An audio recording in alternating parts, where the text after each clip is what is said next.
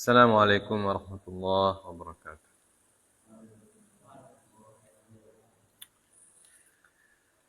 Alhamdulillahilladzi hadana li hadza wa ma kunna linahtadiya laula an hadanallah.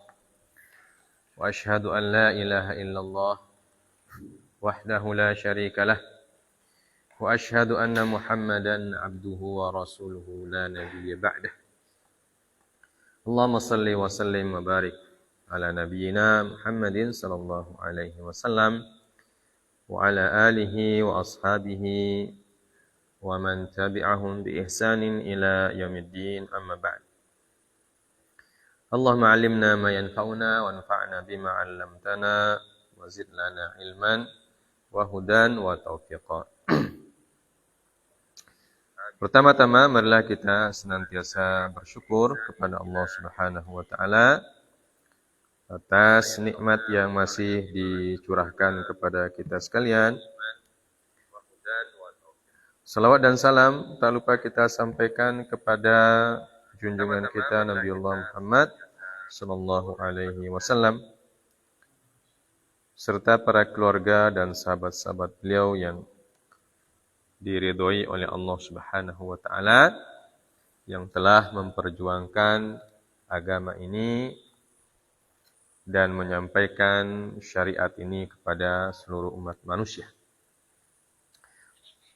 Jamaah sekalian dimuliakan oleh Allah, ya, di antara tuntunan dan ajaran baginda Nabi sallallahu alaihi wasallam, ya, selain ibadah-ibadah yang wajib, ibadah mahdhah, ya, Rasulullah juga menuntun kepada kita untuk menjadi orang-orang yang memiliki adab kepada Allah Subhanahu wa taala, adab kepada Rasul, dan juga adab kepada Al-Qur'an, dan termasuk diantaranya adalah adab ketika menuntut ilmu, ya, sebagai aktivis ilmu, baik sebagai penuntut ilmu ataupun sebagai orang yang memberikan wejangan, ya, tentang ilmu kepada orang lain.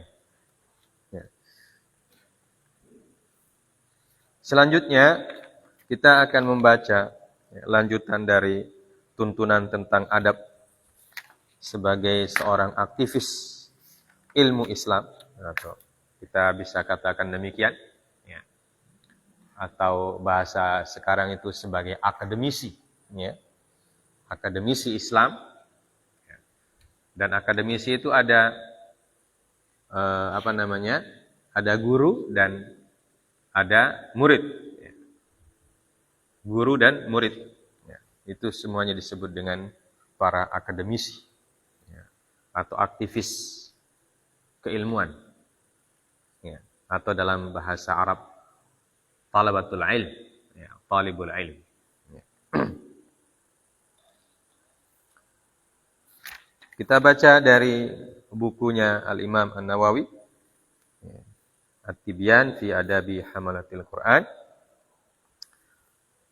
Qala al-Imam An-Nawawi rahimahullahu taala, faslun wal yahdhar kullal hadar man qasduhu at-takatsuru bi kathratil mushtaghilina alaihi wal mukhtalifina ilaihi. Wal yahdhar man karahatuhu qira'ata ashabihi ala ghairihi mimman yuntafa'u bihi. Wa hadhihi musibatun yubtala biha ba'dul muallimina al-jahilin. Wa hiya dalalatun bayyinatun min sahibiha ala su'i niyyatihi wa fasadi tawiyatihi. Bal hiya hujjatun qati'atun ala adami iradatihi bi ta'limihi wajhallahi ta'ala al-karim.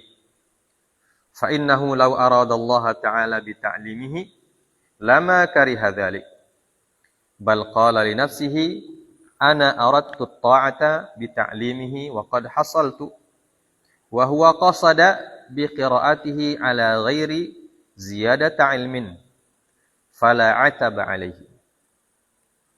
Wa qad rawaina fi musnadil Imam Ahmad Wa qad rawaina fi musnadil imam al-mujma' ala hifdhihi wa imamatihi Abi Muhammad Ad-Darimi rahimahullahu taala an Ali bin Abi Thalib radhiyallahu taala anhu qala ya hamalatal ilm i'malu bihi fa innamal ilmu man amila bima alima wa wafaqa ilmahu amaluhu wa sayakunu aqwamun yahmiluna al-ilma la yujawizu taraqiyahum yukhalifu amaluhum ilmahum wa tukhalifu sariratuhum alaniyatahum yajlisuna hilaqan yubahi ba'duhum ba'da hatta innar rajula la yaghdabu ala jalisihi an yajlisa ila ghairihi wa yada'ahu ulaika la tas'adu a'maluhum fi majalisihim tilka ila Allah ta'ala. Wa qad sahha 'anil Imam Asy-Syafi'i rahimahullahu ta'ala annahu qala wadittu annal khalqa ta'allamu hadzal ilma ya'ni ilmahu wa kutubahu ala an la yunsabu ilayya harfun minhu. Kita artikan ya. Fasal selanjutnya, dan hendaklah waspada dengan kewaspadaan yang sangat tinggi. Ya. Barang siapa yang maksudnya at-takatsur, ya, memperbanyak pengikut, bi kasratil mustaghillina alaihi wal mukhtalifina ilaihi, ya, dengan banyaknya orang yang menyibukkan diri, ya, dengannya dan berganti-gantian pergi kepadanya. Ya. Dan hendaklah waspada orang-orang yang tidak suka melihat muridnya membaca atau belajar kepada orang lain yang mendatangkan manfaat baginya. Dan ini adalah musibah yang banyak atau sebagian para guru yang jahil diuji dengannya. Dan dia atau sikap seperti ini adalah bukti yang jelas dari pemiliknya akan buruknya niatnya, ya, dan rusaknya dhamirnya, ya, rusaknya akhlaknya. Bahkan dia adalah hujjah qati'ah, ya, bukti yang qati', ya, bukti yang sangat jelas bahwa dia tidak menginginkan dengan taklimnya itu wajah Allah Azza wa Jalla. Karena sungguhnya apabila dia menginginkan wajah Allah Azza wa Jalla dengan taklimnya tersebut, maka dia tidak akan pernah membenci muridnya yang belajar kepada orang lain. Bahkan dia mengatakan kepada dirinya, saya ketika taklim ini semata-mata ingin melakukan ketaatan. Dan saya sudah mendapatkannya. Sedangkan dia, ya, murid tersebut, ketika dia belajar kepada orang lain selain saya, yang dia inginkan adalah untuk menambah ilmunya. Ya. Maka murid tersebut tidak pantas untuk dijelekkan. Ya. Dan kami telah meriwayatkan dalam musnad imam yang disepakati tentang keulamaannya dan keimamannya, yaitu Abi Muhammad Ad-Darimi, Imam Ad-Darimi, beliau meriwayatkan dari Ali bin Abi Thalib radhiyallahu taala anhu berkata, "Ya hamalatal ilm, wahai para pembawa ilmu." Ya, wahai orang yang punya ilmu. Ini wasiat, nasihat dari Ali bin Abi Thalib. "I'malu bihi." Amalkanlah ilmu tersebut. Fa innamal ilmu, karena sesungguhnya ilmu itu hanyalah man amila bima alim. Ilmu yang benar-benar ilmu itu adalah orang yang mampu mengamalkan apa yang dia ketahui. Wa wafaqa ilmahu amaluhu. Dan kesesuaian antara ilmu dan amalnya. Dan akan terjadi atau akan datang suatu kaum, kata Ali bin Abi Thalib, mereka membawa ilmu la yujawizu taraqiyahu. Ilmunya itu tidak melewati kerongkongan mereka. Jadi mereka pintar bicara maksudnya. Ya, pintar bicara, pintar mengajar, ya. Tapi tidak melewati kerongkongan. Istilah sekarang itu orang yang hanya mentransfer ilmunya. Ya. Tapi dia tidak peduli ilmu itu diamalkan oleh orang atau tidak. Ya. Dan bahkan dia tidak mengamalkan ilmunya. Yukhalifu amaluhum ilmahum. Banyak di antara mereka, kata Ali bin Abi Thalib radhiyallahu ta'ala anhu, berbeda antara amalan dan ilmunya. Ya. Wa tukhalifu sariratuhum ala niyatahum. Dan berbeda antara sarirah, antara batinnya dan alaniyahnya. Ya. Jadi antara lahir dan batin tidak sama. Ya. Apa yang diucapkan, apa yang dikerjakan itu berbeda dan apa yang ada dalam hati atau tidak meyakini. Ya. Yajlisuna hilaqan. Mereka duduk bermajlis membuat halaqah-halaqah yubahi ba'duhum ba'dah. Ya.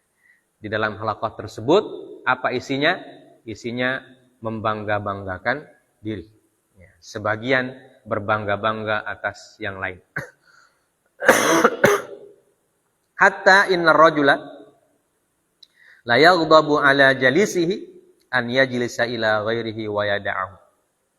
Ya, sampai-sampai ada di antara mereka, kata Imam Ali radhiyallahu ta'ala anhu, mereka marah ya, kepada orang yang sering datang ke majelisnya, apabila orang tersebut duduk bermajelis dengan orang lain dan meninggalkan dia. Ulaika la tas'adu a'maluhum fi majalisihim tilka ilallah. Mereka itulah orang-orang yang tidak akan terangkat amal-amal mereka dalam majelis itu kepada Allah Subhanahu wa ta'ala. Dan telah sahih dari Imam Asy-Syafi'i, beliau mengatakan bahwa wadittu annal khalqa ta'allamu hadzal ilm. Wadittu, saya menginginkan, kata Imam Asy-Syafi'i, bahwa al-khalqa, maksudnya umat manusia, mempelajari ilmu ini, yakni ilmahu wa kutubahu, mempelajari ilmu dan dari kitab-kitab beliau, ala an la yunsaba ilayya harfun minhu. Tetapi tidak dinisbahkan kepadaku satu huruf pun daripadanya. Nah, ini apa maksudnya ini? Jamaah sekalian dimuliakan oleh Allah Subhanahu wa taala, ya. Al-Imam An-Nawawi memberikan kepada kita peringatan. Baik kita sebagai talibul ilmi, apatah lagi sebagai orang yang mengajarkan ilmu. Yang pertama peringatannya adalah hendaklah kita menjauhi atau al-hadar. Al-hadar itu waspada, menjauhi. Jangan sampai ada dalam hati kita niat atau keinginan atau motivasi ketika mengajarkan ilmu kita itu, kita ingin at-takatsur. Takatsur itu artinya memperbanyak pengikut. Ya. Kita ingin memperbanyak murid. Ya. Supaya banyak orang yang datang kepada kita, mustaghillina alaihi wal mukhtalifina ilaihi. Ya. Jadi saking banyaknya orang datang kepada kita, itu orang berganti-gantian. Ya. Silih berganti datang. Kenapa? Karena kita terkenal sebagai seorang alim. Seorang yang pakar dalam ilmu pengetahuan. Ya. Seorang ulama. Ya. Jangan sampai maksud kita hanya itu saja. Ya. Hanya dapat murid banyak. Ya. Apalagi kalau dapat murid banyak, di situ ada motivasi ekonominya lagi. Ya. Kalau murid banyak, satu orang bayar 1 juta 1 bulan. Ya. Kalau muridnya 500 orang, ya, berarti 500 juta. Itu yang dia hitung. Ya. 500 juta, itu baru SPP. Ya. Belum nanti kalau beli seragam, ya, satu orang sekian juta. Ya.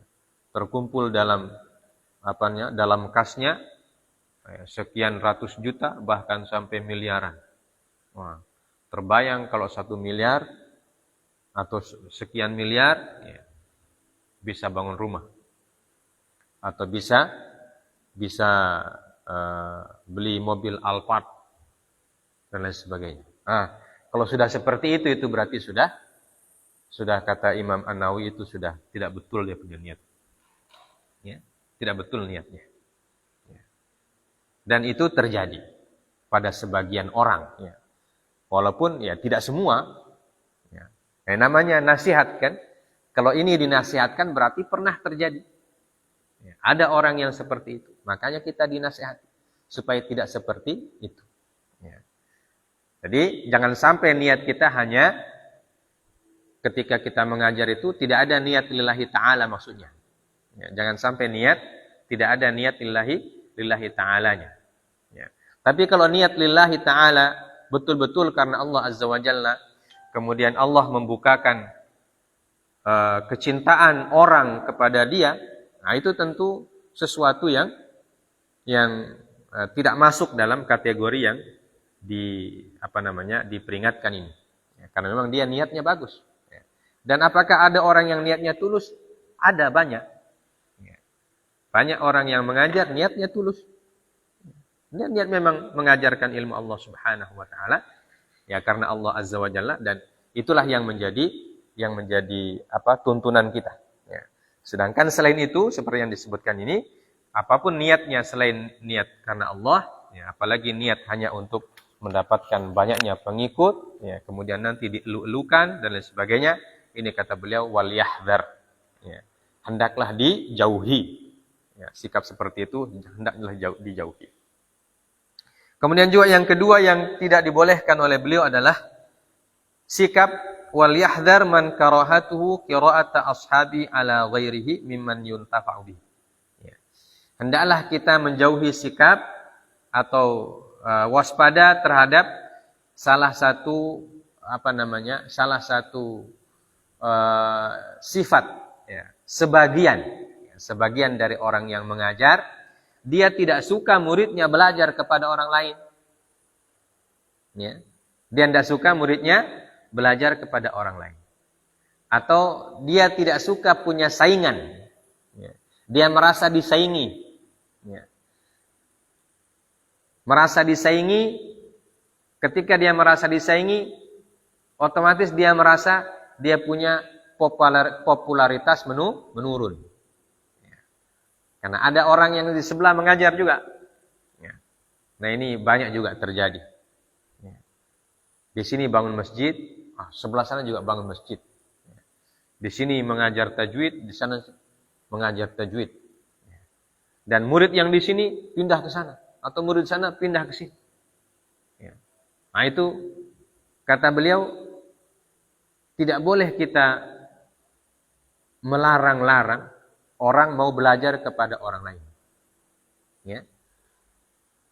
Kenapa? Karena kalau kita larang, ya, kita takut popularitas kita menurun, murid kita berkurang, nah, berarti itu kata beliau menunjukkan bahwa apa? Ya. Hadhihi musibah, kata beliau. Ya. Ini musibah. Artinya musibah yubtala biha ba'dul muallimin al-jahilin. Nah, beliau mengatakan muallim yang jahil. Ya. Seorang guru tapi jahil. Ya. Jahil bukan dari sisi maklumat atau penguasaan terhadap materinya, tapi jahil di sini maksudnya jahil terhadap tujuan mengajarkan ilmu. Ya. Jadi terjadi kepada ba'dul muallimin, sebagian muallim, ya, sebagian orang yang mengajar. Nah, jadi ini hal-hal yang bisa terjadi. Dan terjadinya bukan hanya pada saat sekarang, pada saat zaman beliau juga terjadi. Ya, makanya beliau berikan nasihat. Artinya beliau melihat, ya, beliau mengamati bahwa sebagian orang ada yang mengajar dengan niat seperti tadi, ya. Ingin populer, ingin banyak murid, ya. Dan ketika ada muridnya yang mengaji kepada orang lain, ya, dia langsung pecat itu murid. Ya. Kamu bukan lagi muridku. Ya. Atau bahkan dia bilang sama murid-murid yang tidak mengaji sama orang lain, jangan dekat-dekat dengan si fulan. Ya. Nanti dia ajak kalian pergi ke sebelah. Dan sebagainya. Nah, ini kata beliau musibah yang Allah Subhanahu wa taala menguji sebagian muallim dengan sikap seperti ini. Nah, ini yang beliau peringatkan. Dan beliau mengatakan sikap yang seperti ini adalah salah satu indikasi, ya. Salah satu indikasi bahwa seorang pengajar tersebut niatnya dari awal tidak baik. Ya. Jadi kalau kita, kata Imam An-Nawawi, berdasarkan nasihat beliau ini, kalau kita ingin lihat mana orang yang mengajar dengan niat yang baik dan mana yang mengajar dengan niat yang tidak baik, ya, kita bisa lihat dari sikap orang tersebut kepada muridnya. Ya.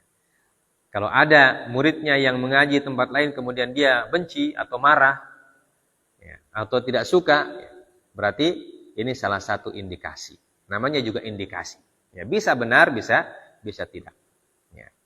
Tapi indikasi ini kuat, ya, indikasi yang kuat bahwa ketika dia mengajar niatnya bukan untuk menggugurkan kewajibannya kepada Allah mengajarkan ilmu Allah, tapi dia punya motivasi yang lain. Ya, motivasinya bisa jadi seperti tadi, ya, ingin menjadi orang populer, ya, banyak pengikut, ya, sehingga dia dielu-elukan, ya, orang yang mengunjungi dia silih berganti dan seterusnya. Ya.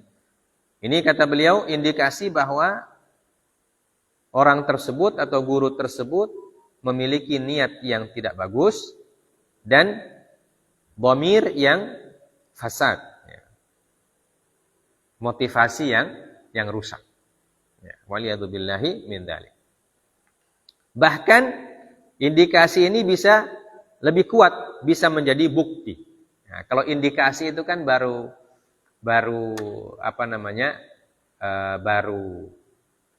indikasi itu? Perkiraan, ya, kira-kira. Ya. Tapi kalau sudah jadi hujjah berarti sudah bukti. Ya. Bahkan beliau mengatakan bahkan jadi hujjah. Ya. Bahkan menjadi bukti kalau ketika dia mengajarkan ilmunya itu dia tidak ingin mendapatkan ridha Allah. Ya. Tapi punya motivasi yang lain. Kenapa beliau memberikan gambaran orang yang mengajar dan menginginkan ridha Allah itu, ya, ketika ada muridnya belajar kepada orang lain dia tidak marah, ya. Bahkan dia biasa saja, ya. Bahkan dia bersyukur, ya. Bersyukur kalau ada muridnya menambah ilmu kepada orang lain, ya. Sehingga dia mengatakan ana aradtu ta'ah bi ta'limihi wa qad hasaltu wa huwa qasada bi qiraatihi ala ghairi ziyadati ilmin. Ya, orang yang memang hatinya tulus ketika mengajarkan ilmu, nah, melihat muridnya pergi belajar di tempat lain, dia malah bersyukur. Kenapa? Karena secara pahala saya sudah dapat katanya. Saya mengajar ini karena Allah. Dan kalau saya mengajar dan ada orang yang belajar, berarti saya sudah dapat pahalanya. Ya. Nah, masalah murid si fulan itu mau pergi ke tempat lain, ya mungkin dia ingin mendapatkan tambahan ilmu. Ya karena guru itu kan ilmunya tidak ada yang sama persis. Ya, seperti disebutkan dalam firman Allah, wa fawqa kulli dzi ilmin alim. Ya. Setiap ada orang berilmu, pasti ada orang yang lebih berilmu daripadanya. Ya.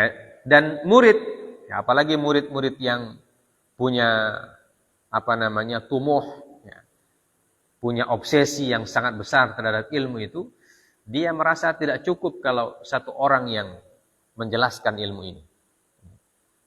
Mungkin saja penjelasan guru yang pertama itu bagi dia belum terlalu jelas atau belum terlalu dia paham.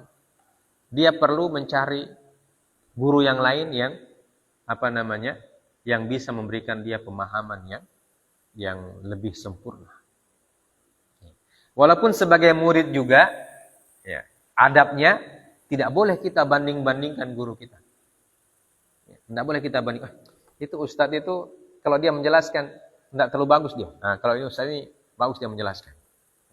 Tidak boleh kita bilang ini bagus, ini tidak bagus. Atau ini pokoknya ustadz fulan ini dia mantap, ilmunya tinggi sekali. Ya, kalau ini ustadz fulan ini dia biasa-biasa saja.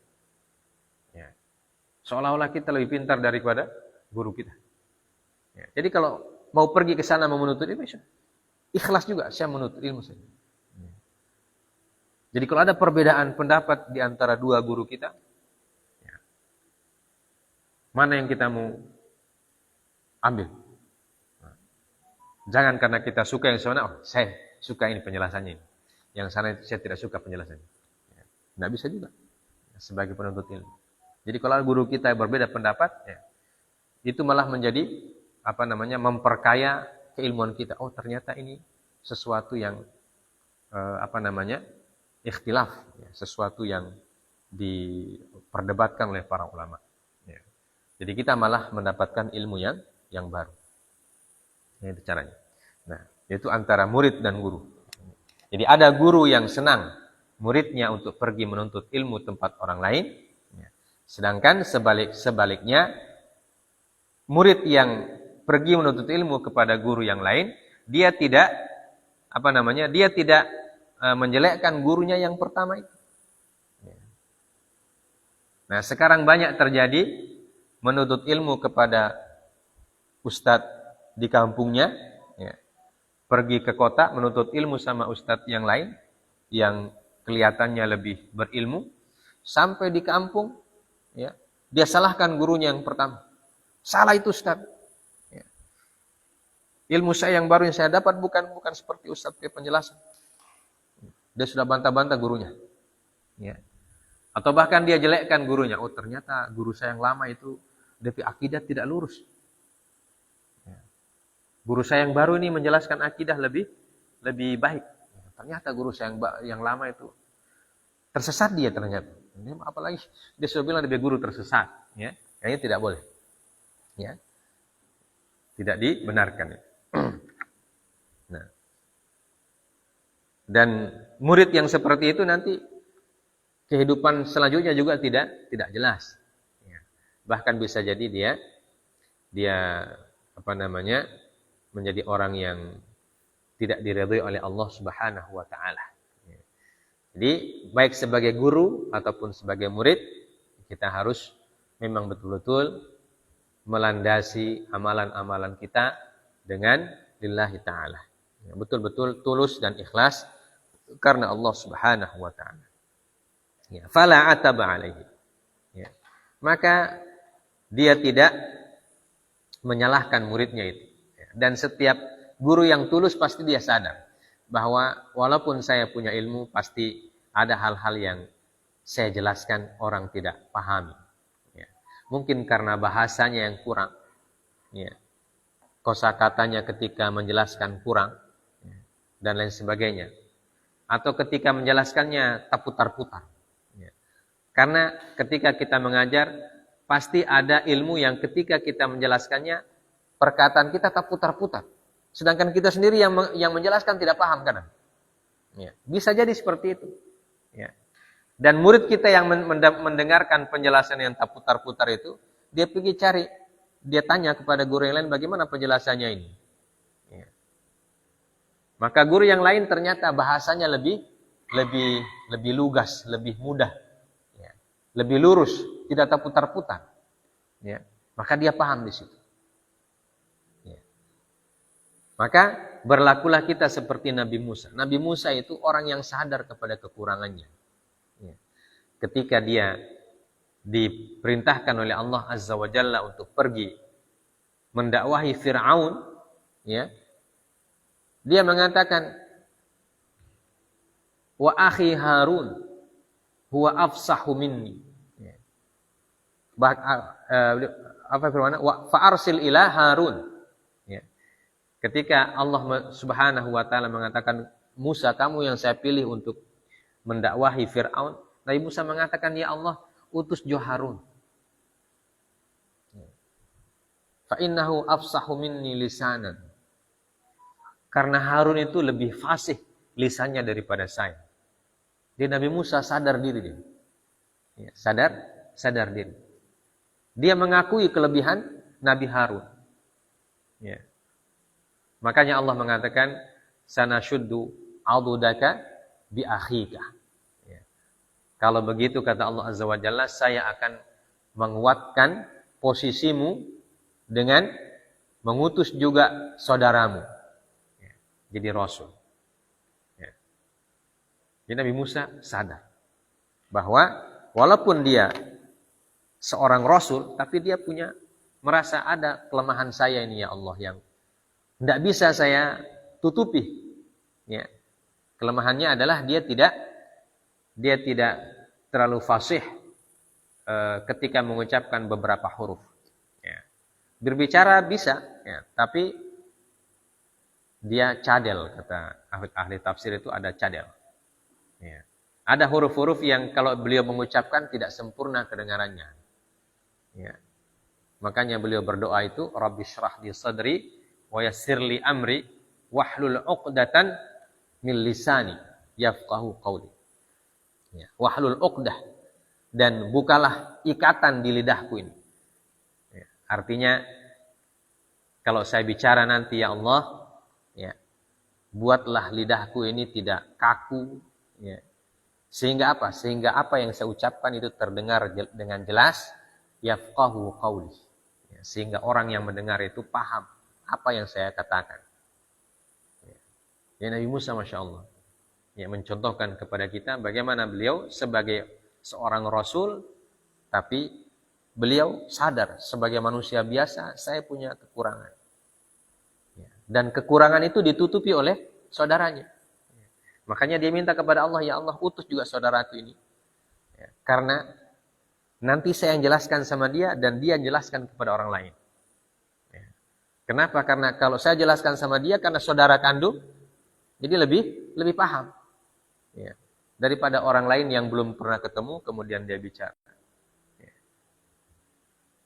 Dan itu saling menutupi kekurangan. Nah, kita juga begitu ketika kita mengajar, ada ilmu-ilmu yang tidak kita kuasai atau kita tahu ilmunya, tetapi ketika menjelaskannya kita tidak punya bahasa yang pas. Karena pasti ada seperti itu. Kita paham, kita dalam diri kita ketika kita baca kitabnya itu kita paham.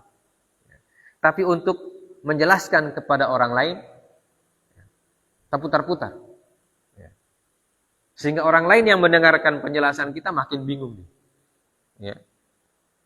Sehingga istilah anak sekarang itu membagongkan. Semakin dia bicara semakin membagongkan. Semakin membingungkan. Ada seperti itu kadang-kadang. Saya juga sering terkadang ketika saya menjelaskan, saya sendiri saya tidak terlalu paham apa saya punya penjelasan. Nanti murojaah lagi itu. Oh ternyata begini caranya menjelaskan. Bahkan kita tanya kepada guru kita, bagaimana cara menjelaskan ini? Itu kesadaran seperti itu penting ketika kita mengajar. Ya. Jangan merasa super. Ya. Pokoknya saya tahu semua ini masalah. Tidak ada yang saya tidak tahu. Ya. Saya tahu semua. Dari A sampai Z saya hafal ini. Ya. Penjelasannya saya sudah tahu semua. Saya sudah pelajari semua ini. Ya, gampang ini. Tidak boleh begitu. Ya. Sebagai seorang guru itu harus tetap tawadhu. Ya. Kenapa? Karena menjadi orang yang mengajar itu banyak tantangannya. Ya. Tantangannya itu tadi. Ya. Kalau kita lihat ada murid kita yang belajar ke tempat lain, kenapa di sana dia lebih semangat? Kalau belajar di sini kayaknya mengantuk dia. Ya. Kalau di sana dia katanya semangat, berarti dia tidak anggap saya ini. Sudah ada perasaan dia tidak anggap saya ini. Kalau begitu dia bilang sama muridnya itu, kamu kemarin dari mana? Di mana kamu belajar kemarin? Ustadz Fulan. Kalau begitu tidak usah datang ke sini lagi. Ya. Dia bilang besok tidak usah datang sini. Bisa nasinya mana? Belajar aja di sana. Ya. Kecewa dia. Dia menunjukkan kekesalannya. Kenapa? Karena muridnya ingin belajar tanpa lain. Ya. Itu yang dia tidak suka. Nah, ini menunjukkan, kata Imam An-Nawawi, menunjukkan dia ketika mengajar itu tidak tulus. Ya. Karena ada motivasinya yang lain. Nah. Kemudian beliau menyambung dengan nasihat dari Ali bin Abi Thalib yang diriwayatkan oleh Imam Ad-Darimi. Ya. Beliau mengatakan, ya hamalatal ilm, hai orang-orang yang membawa ilmu. Ya, tentu ini bisa untuk tulabul ilmi, bisa untuk muallim. Ya. Al-muallim wal muta'allim. Al-mudarris wad daris. Ya. Al-mudarris itu guru, ad-daris murid. Ya. Atau al-muallim wal muta'allim, orang yang mengajarkan ilmu dan orang yang belajar ilmu. Itu semuanya namanya hamalatul ilm. Ya. Jadi kita yang belajar dan mengajar atau yang beraktivitas menuntut ilmu, ya, dalam posisi guru ataupun murid, itu disebut dengan hamalatul ilm. Ya. Hai orang-orang yang membawa ilmu, kata Al-Imam Ali bin Abi Thalib radhiyallahu ta'ala anhu. Apa nasihat beliau? I'malu bihi. Ya, pertama-tama ketika kita mengajar atau ketika kita punya ilmu, tugas kita yang pertama adalah mengamalkan ilmu yang kita punya. Ya, mengamalkan ilmu yang kita miliki. Ya. Dalam kehidupan kita sehari-hari. Nah, ini tentu mengamalkan ilmu yang kita miliki ini, ya, ini juga tugas wajib bagi para penuntut ilmu. Artinya jangan hanya sekedar ngomong, ya, jangan hanya sekedar bicara, jangan hanya sekedar teori bahasa kita sekarang. Hanya teori, ya, tidak ada prakteknya. Ya.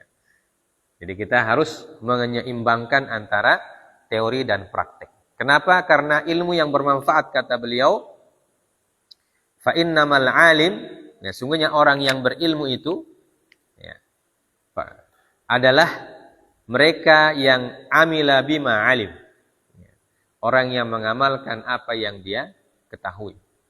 Ya. Jadi kalau dia mengetahui ilmu tentang larangan Allah, maka dia hindari.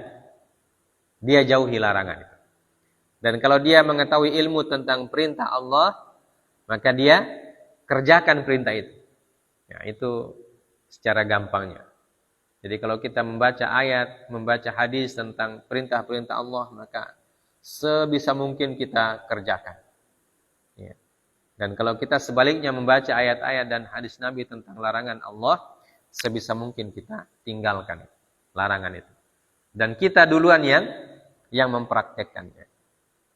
Dan itulah yang dicontohkan oleh Nabi SAW, ya, dalam kehidupan beliau seperti yang kita sebutkan, yang kita baca dalam sirah beliau sallallahu alaihi wasallam. Beliau tidak pernah memerintahkan sesuatu kepada para sahabat kecuali beliau yang pertama melakukannya. Ya. Baik itu perintahnya resikonya berat atau resikonya ringan. Ya. Bahkan sampai di medan perang sekalipun, ya, beliau juga ikut berperang. Beliau juga ikut kerja bakti. Ya. Ketika perang Khandaq, membuat parit itu, ya, beliau tidak hanya memerintah, ayo kerja bakti. Ya. Ketika orang kerja bakti dia cuma berdiri-berdiri, tidak. Rasulullah tidak seperti itu. Ketika beliau mengajak orang kerja bakti bikin parit, maka beliau juga ikut. Ya. Ikut juga memecahkan batu, ikut juga mengangkat batu, ikut menggali tanah. Ya. Dan ketika para sahabat merasakan lapar, ketika kerja bakti itu, beliau juga ikut lapar. Ya. Beliau juga lapar, bahkan lebih lapar daripada para sahabat. Ya, sallallahu alaihi wasallam. Ya. Itulah contoh yang diberikan. Nah, artinya seperti itulah kalau kita punya ilmu. Sebagai orang alim, kita yang mengamalkan ilmu kita lebih dulu, ya, daripada orang yang kita ajak. Ya, sehingga orang yang belajar sama kita itu dia paham betul, ya, teori dan prakteknya. Ya. Jadi apa yang kita jelaskan, kemudian kita praktekkan, murid kita lihat, ternyata penjelasannya begini, prakteknya juga begini. Nah, sehingga mereka lebih paham. Karena itu para sahabat, kenapa para sahabat pemahamannya bagus tentang agama Islam? Ya. Karena mereka melihat Nabi SAW sebagai guru yang bukan hanya sekedar mengajarkan teori. Ya. Tapi guru yang juga mempraktekkan apa yang diajarkan. Ya. Makanya mereka senantiasa memperhatikan gerak-gerik Rasulullah SAW. Itulah yang disebut dengan hadis. Ya. Apa yang disebut dengan hadis? Hadis itu definisinya adalah usnida ilan Nabi sallallahu alaihi wasallam min qaulin au fi'lin au taqririn. Ya. Apa yang disandarkan kepada Nabi, baik itu perkataan, perbuatan atau ketetapan. Ya. Bahkan para ulama menambah awasfin, ya, atau tentang sifat-sifat beliau. Ya. Jadi para sahabat itu belajar kepada Nabi, mereka tidak hanya mendengar teorinya, tapi mereka perhatikan juga bagaimana caranya Nabi, ya, bagaimana cara Nabi sholat, bagaimana cara Nabi berwudu, ya. Bahkan ada sahabat yang saking perhatiannya sama Nabi, dia perhatikan bagaimana caranya Nabi berjalan, ya. Maka sifat-sifat Nabi SAW itu ada terekam dan diriwayatkan oleh para sahabat lengkap. Rambut Nabi sebagaimana, jenggot Nabi, sampai ada riwayat yang menyebutkan berapa jumlah ubannya Rasulullah SAW. Ya. Berapa jumlah ubannya. Ya. Ada riwayat seperti itu. Dan sahih riwayatnya.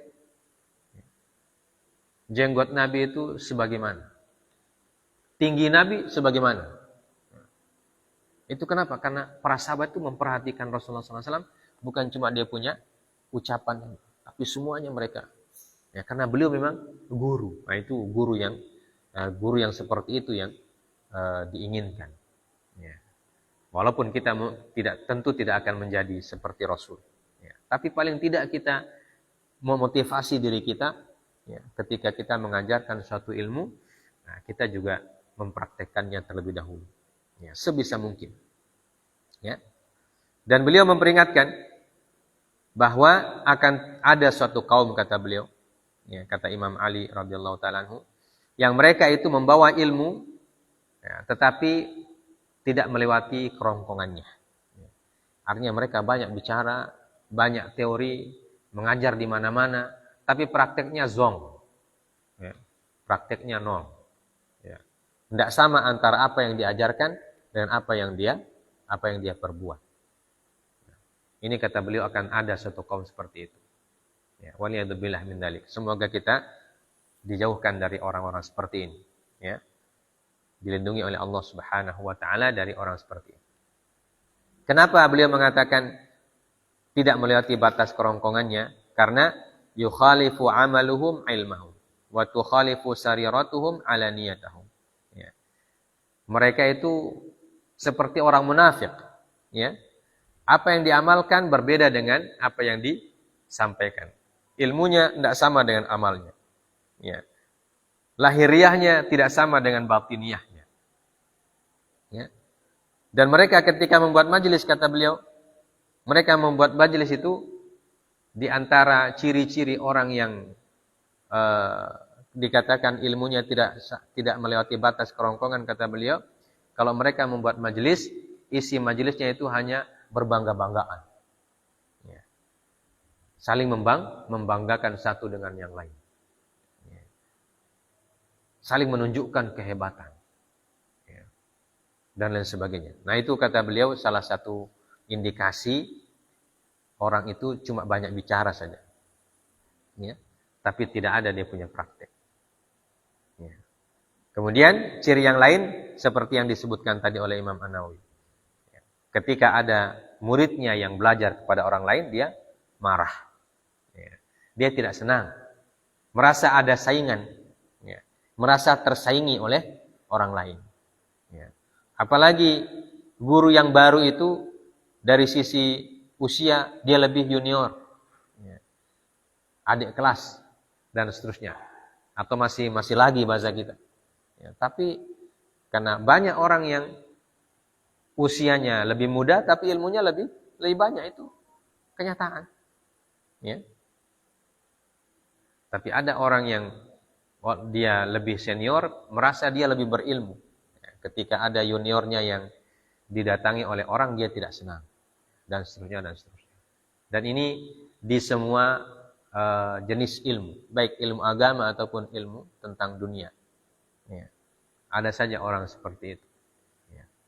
Takut adanya saingan. Ya. Kalau ada saingannya, dia takut pendapatannya akan menurun, dan seterusnya dan seterusnya. Ya, wallahu a'lam bishawab. Maka beliau mengatakan, ulaika la tas'adu a'maluhum ilallah. Orang seperti itu amal-amalnya tidak sampai sama Allah. Ya, waliyadzubillahi min dzalik. Jadi dia hanya capek saja. Capek mengajar, berbusa-busa dia punya mulut, ya. Tapi tidak ada pahalanya dari Allah. Kenapa? Dia punya motivasi yang tidak baik. Ya. Ada keinginan-keinginan yang lain selain menginginkan ridha Allah Subhanahu wa taala. Dan nasihat terakhir yang beliau sampaikan adalah nasihatnya Imam Syafi'i. Ini menunjukkan bagaimana Imam Syafi'i itu orang yang sangat tulus ketika beliau mengajar. Ya. Beliau mengatakan apa? Saya ingin orang belajar ini, saya punya kitab. Ya. Setelah dia pintar, tidak usah saya disebut. Itu maksudnya. Ya. Tidak usah mengatakan, oh Imam Syafi'i, ini sumber ilmu saya dari Imam Syafi'i. Imam Syafi'i tidak mengatakan, andaikan ada orang yang tidak mengakui ya, bahwa itu ilmu beliau dapat dari Imam Syafi'i, beliau tidak apa-apa. Ya, tidak apa-apa. Malah beliau senang. Ya. Ada orang yang membaca kitab beliau, mendapatkan ilmu beliau, dan orang itu tidak menisbahkan ilmunya kepada Imam Syafi'i. Nah ini menunjukkan ketulusan Imam Asy-Syafi'i rahimahullah.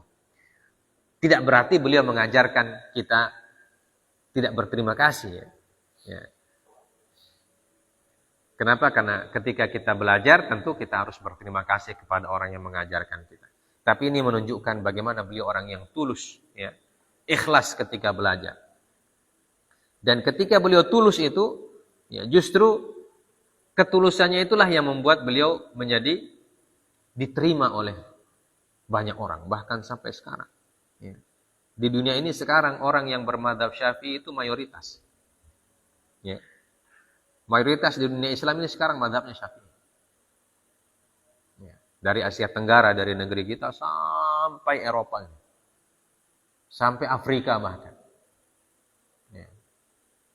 Walaupun ada madzhab yang lain, madzhab Hanafi ada, madzhab Maliki ada, madzhab Hambali, tapi tidak sebanyak pengikut madzhab Imam Asy-Syafi'i.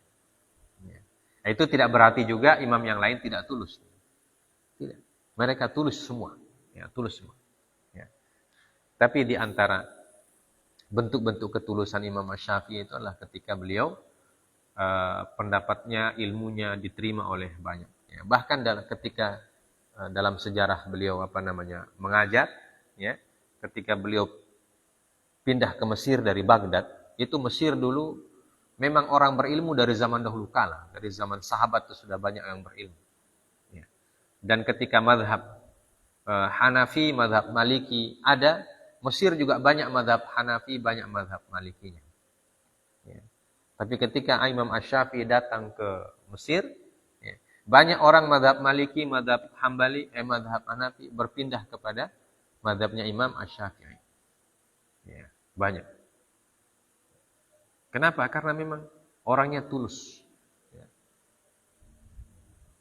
Orangnya tulus. Bagaimana ketulusan beliau mengajar? Nah, kita lihat ketika bagaimana beliau mengajar Imam Ar-Rabi ibn Sulaiman itu memang guru, betul-betul guru. Beliau mengatakan, andaikan ilmu ini bisa disendok dan bisa disuapkan ke mulut, saya mau suap kamu, katanya. Nah, itu bagaimana itu tulusnya itu guru. Bagaimana dia punya dedikasi. Ya. Memang dia betul-betul ingin orang yang dia ajar itu bisa. Ya. Ingin paham, orang yang diajar itu paham. Ya. Sampai-sampai boleh mengatakan, kalau andaikan ilmu ini seperti makanan yang bisa disendok dan bisa dimasukkan ke dalam mulut dengan sendok. Atau dengan disuapi, saya mau suapi kamu. Supaya kamu paham. Ya. Itu betul-betul. Ya. Radhiyallahu ta'ala anhu. Dan ketika orang yang berilmu itu, beliau mengatakan tidak perlu dia menisbahkan ilmunya kepada saya. Tidak perlu. Ya. Nah, ini betul-betul orang yang ikhlas dan tulus. Ya. Jadi ini contoh-contoh yang disebutkan kepada kita oleh Al-Imam An-Nawawi. Dan Al-Imam An-Nawawi salah satu orang yang disebutkan oleh para ulama, contoh orang yang tulus ya, ketika belajar dan mengajar. Imam Nawawi ini kan dengan Imam Asy-Syafi'i itu beda jauh. Ya, generasinya beda jauh sekali. Ya, tapi beliau betul-betul ilmunya Imam Syafi'i itu beliau terapkan dalam kehidupannya. Ya. Sehingga Imam Nawawi dikatakan oleh para ulama salah satu contoh orang yang tulus ya, ketika berdakwah dan mengajarkan ilmu. Ya, bayangkan beliau punya usia cuma ya tidak sampai berapa 40-an tahun saja. Ya. Meninggal pada usia yang masih sangat muda. Ya. Masih sangat produktif ketika beliau meninggal. Rahimahullah ta'ala. Tapi bukti ketulusannya kata para ulama, apapun yang beliau tulis, ya, kitab apapun yang beliau tulis, itu diterima oleh semua kalangan. Baik kitab yang kecil ataupun kitab yang besar. Ya. Kitab yang kecil, contohnya Al-Arba'in An-Nawawiyah. Ya. Itu sekarang di mana-mana diajarkan itu. Ya. Dari ujung barat dunia Islam sampai ujung timur. Ya. Dari berbagai macam mazhab, berbagai macam sekte. Ya. Itu semua belajar kitab beliau hadis Al-Arba'in An-Nawawiyah. Ya. Kemudian kitab Riyadhus Shalihin misalnya. Ya. Itu semua orang baca Riyadhus Shalihin. Bahkan tidak sekedar dibaca. Diteliti hadis-hadisnya. Ya. Kemudian ada yang menjelaskan hadis-hadisnya. Dan itu lintas mazhab. Ya. Ada yang menjelaskan dalam bentuk yang panjang lebar. Ada yang menjelaskan dengan singkat. Pokoknya macam-macam. Ya. Kata para ulama, itu salah satu bukti ketulusan beliau ketika membawa ilmu Allah Subhanahu wa taala. Sehingga beliau diterima oleh semua mazhab, semua kalangan. Kitab kecil beliau itu dikaji oleh semua orang. Begitu juga kitab beliau yang sedang, kitab beliau yang besar juga begitu. Ya. Jadi di mana-mana perpustakaan dunia Islam, ya, pasti ada karya Imam An-Nawawi rahimahullah taala. Ya, salah satu kitab yang sering dibahas adalah At-Tibyan fi Adabi Hamalatil Quran. Ya, dibahas oleh semua orang ketika belajar, mengajar dan seterusnya. Ya. Nah, inilah ajaran yang beliau sampaikan kepada kita melalui kitab ini. Ya, semoga kita bisa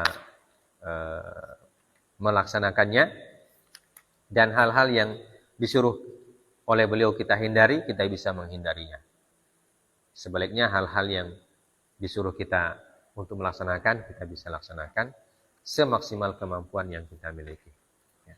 Subhanakallah bihamdik asyhadu an la ilaha illa anta astaghfiruka wa atubu ilaik. Wassallallahu ala nabiyyina Muhammad wa ala alihi wasallam. Wa akhiru da'wana alhamdulillahirabbil alamin. Assalamualaikum warahmatullahi wabarakatuh.